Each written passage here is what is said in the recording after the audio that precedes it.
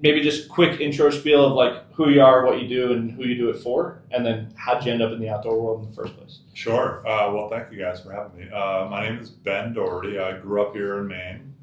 I'll get to the story of how I first got personally connected to the outdoors, but I'm the executive director of the Maine Island Trail Association.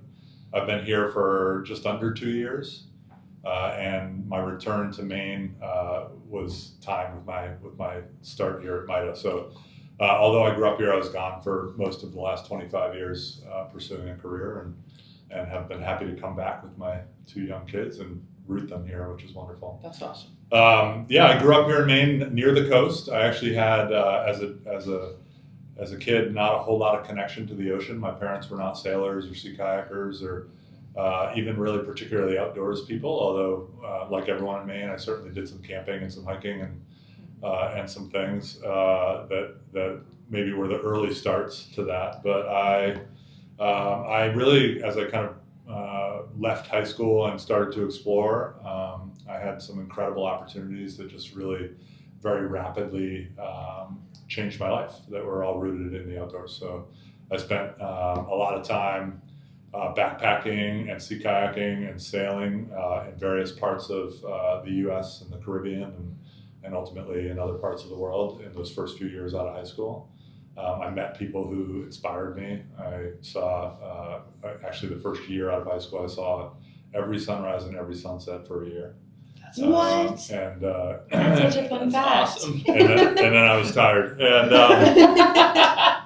but yeah, it was pretty different actually from my childhood in a lot of ways. And I was kind of, as many people are, kind of at an inflection point and looking for a little bit of identity and luckily I had some curiosity. So from that I became initially I was studying wildlife biology, and I became a Maine whitewater and sea kayaking guide, and I started working with kids, and then I worked for Outward Bound and led trips, and ultimately that brought me into a career in education, somewhat outside the norm. I led educational programs in Colorado, New Hampshire, and the Bahamas for most of the last 20 years that were all largely place-based experiential programs, but also tied with a very traditional model. So this blend that built strong communities around connecting people to the outdoors.